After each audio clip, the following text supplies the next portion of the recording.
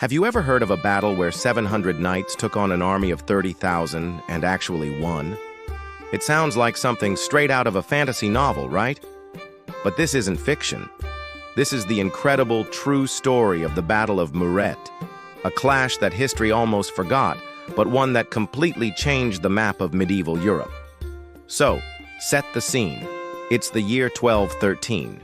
Europe is a whirlwind of power struggles, and at the heart of it is the Albigensian Crusade. Now, this wasn't your typical crusade to the Holy Land. This was a brutal internal conflict initiated by the Pope to wipe out a Christian sect in southern France called the Cathars. The Cathars had some different ideas about faith, and the Catholic Church saw them as a major threat. Leading the charge for the church was a formidable French nobleman, Simon de Montfort. He was ruthless, ambitious, and a brilliant military strategist. For years, he'd been carving out a new territory for himself in the lands of the Counts of Toulouse, who were accused of being too soft on the Cathars. The local lords of the Languedoc region, led by Count Raymond VI of Toulouse, were on the ropes. They were losing land, castles, and hope. So they did what anyone in their position would do. They called for help. And help arrived in the form of a king. Not just any king, but King Peter II of Aragon. Peter II was a rock star of his time. He was known as Peter the Catholic for his role in the Reconquista, driving the Moors out of Spain. He was a celebrated warrior, a hero of Christendom. So when he announced he was siding with the Counts of Toulouse against the Crusaders, it sent shockwaves across Europe. How could the Pope's own champion of the faith turn against a holy crusade? Well, for Peter, it was personal. He had family ties and strategic interests in the region. He saw Simon de Montfort's crusade for what it was, a land grab by northern French barons at the expense of his own allies and influence. With King Peter on their side, the southern lords finally had a fighting chance. They assembled a massive army. We're talking about 2,000 to 4,000 of their own knights, backed by a huge militia from Toulouse, numbering around 30,000 men. They marched to the small town of Muret, a key stronghold held by Simon de Montfort, and laid siege. The plan was simple: crush Simon's small garrison and end his reign of terror once and for all. Inside Muret, the situation was desperate. Simon de Montfort was trapped with only about 700, maybe 900 knights. He was outnumbered at least 15 to 1, possibly more. His scouts reported the terrifying size of the coalition army camped outside the walls. Surrender seemed like the only logical option. His own advisors were begging him to negotiate. But Simon de Montfort wasn't a logical man. He was a man of absolute, unshakable faith and ferocious will. Instead of waving a white flag, Simon gathered his knights. He gave a speech that must have been legendary. He reminded them that they were soldiers of Christ, that God was on their side, and that victory wasn't about numbers, but about faith and courage. He decided on a plan so audacious, so ridiculously risky, that no one saw it coming. He wasn't going to defend the walls. He was going to attack. On the morning of September 12th, 1213, the coalition army was relaxed. They were preparing their siege engines, confident that Muret would fall in a matter of days. Their command structure was a bit of a mess. King Peter was supposedly in charge, but the Counts of Toulouse had their own ideas, and the city militia was basically a mob. They didn't even bother to set up proper defensive positions. Why would they?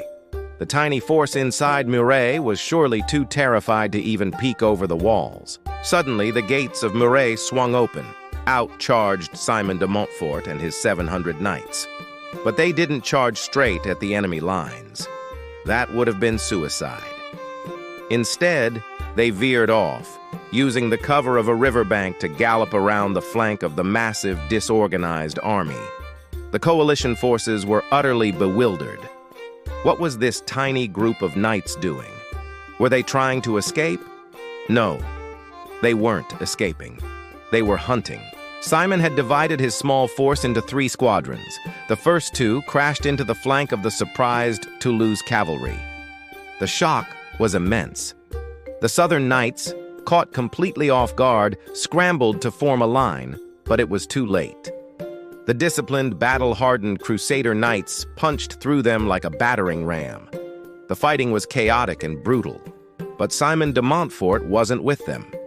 He was leading his 3rd elite squadron on a single do-or-die mission. Their target? King Peter II of Aragon himself. Simon knew that this vast army was held together by one man. If the king fell, the army would break. Spotting the royal banner, Simon and his personal retinue charged directly towards it. Legend says King Peter, to prove his bravery, had swapped armor with one of his own knights, shouting, "The king is here!" to draw the attack. It was a fatal mistake. The Crusaders, focused and single-minded, swarmed the royal position. In the chaos of the melee, knights Alain de Roussy and Florent de Ville allegedly cut down the king. As Peter II of Aragon fell, a cry went up through the coalition ranks. "The king is dead!" The effect was instantaneous and catastrophic. The Aragonese and Toulouse knights, seeing their king fall, lost all heart. Their morale shattered. They broke and fled the field. Their flight triggered a mass panic among the 30,000-strong infantry militia. Imagine a tidal wave of terror. The militia, who hadn't even engaged in the battle yet, threw down their weapons and ran for their lives. What followed was not a battle, but a slaughter. The Crusader knights, having routed the enemy cavalry, now turned their attention to the fleeing infantry. They chased them for miles, cutting them down as they tried to escape. Many drowned trying to cross the Garonne River. By the end of the day, the vast coalition army had ceased to exist. Thousands lay dead on the field, while Simon de Montfort had lost only a handful of knights. The Battle of Muret was one of the most lopsided and decisive victories in military history. It was a tactical masterpiece born of pure audacity. Simon de Montfort, the underdog, had gambled everything on a single insane cavalry charge and won. The consequences were enormous. The defeat at Muret completely crushed the resistance in southern France. The dream of an independent Occitan culture, supported by the crown of Aragon, died with King Peter on that battlefield. The Counts of Toulouse lost almost everything, and the entire region of Languedoc was eventually absorbed into the Kingdom of France. This battle directly paved the way for the creation of the France we know today. So why isn't this battle more famous? Perhaps because its legacy is complicated. The heroes were Crusaders fighting against fellow Christians, and their victory led to the suppression of a unique culture. But regardless of the politics, you cannot deny the sheer military brilliance and insane courage displayed that day. It's a stark reminder that in history, sometimes the boldest, most unbelievable plan is the one that works. What do you think? Is this the most underrated battle in history? Let me know your thoughts in the comments below. And if you enjoyed this dive into a forgotten corner of the past, make sure to hit that like button and subscribe for more incredible true stories. Thanks for watching, and we'll see you in the next one.